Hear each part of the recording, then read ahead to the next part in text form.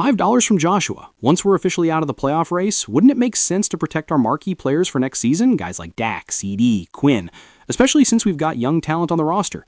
It's a fair question, and the answer isn't totally straightforward. When you're mathematically eliminated, yes, that discussion becomes valid. For some players, the obvious move is to shut them down, and for anyone who clearly won't be part of the team's plans going forward, there's little reason to keep putting them on the field. But I'll add this. Unlike last season, it's not necessarily wise to bench everyone across the board. You don't want to slip into a mindset where losing becomes normal. That kind of culture isn't something you can just flick on and off. Look what Dan Campbell built with the Lions. They refused to fold even when things looked bleak.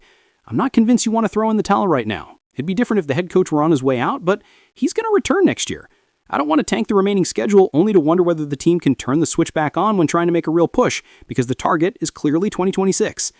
If we reach Week 18 and the season is fully over, then yes, at that point your question applies. Who would I safeguard and who would I want to see finish the season?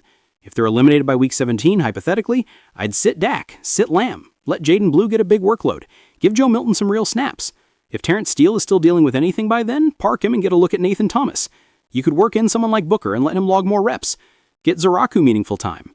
If Osa is banged up, rest him. Probably stop playing Kenneth Murray. Same goes for Logan Wilson. You might wind up with an all-youth safety group. It's a smart question, but the exact approach depends on how things unfold. As for the raffle, do you want in? This week, the giveaway is a signed Marvion Overshone jersey, number 35. I still can't track down an autographed number 0 yet for some reason, so 35 has become the collector's version. $5 gets you entered for Monday night. William Cook sent a $5 super thanks, much appreciated. I share the concern that this defense might let Smith and Gent look like all pros. Hopefully adding Williams, Wilson, and Overshone provides the jolt they desperately need. Honestly, I'd settle for improvement that isn't even dramatic. Just climb out of the bottom 2 or 3 and get to the lower end of the bottom 10. That alone would be a major upgrade. People keep repeating this idea that you can't win unless you score at least 20 points, but statistically almost nobody wins when they're under that threshold anyway. The real question is, when was the last time the defense outright carried you to a win? I think the most recent example might be the Saints game back in 2018. I'm pretty sure that was the game where Jordan Lewis shut down Alvin Kamara. That's the last time it really felt like the defense single-handedly delivered a win. Not that the defense has been consistently dominant, but when the offense was humming, the defense usually held up its end. Still, this unit simply has to improve. No way around it.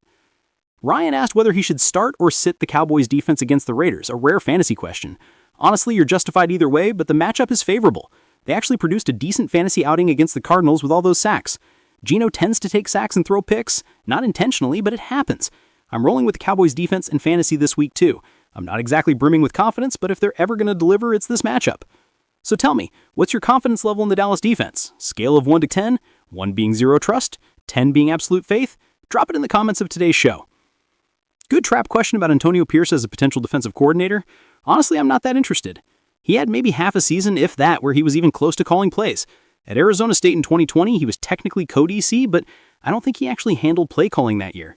In 2021, he did call the defense, and he was fine. But that's the only season he's ever run a defense. His resume is basically linebacker coach and head coach. And I do have concerns about his leadership track record. Things in Las Vegas weren't exactly smooth. The whole situation was chaotic. At Arizona State, he ran into several compliance issues. Right now, he's unemployed.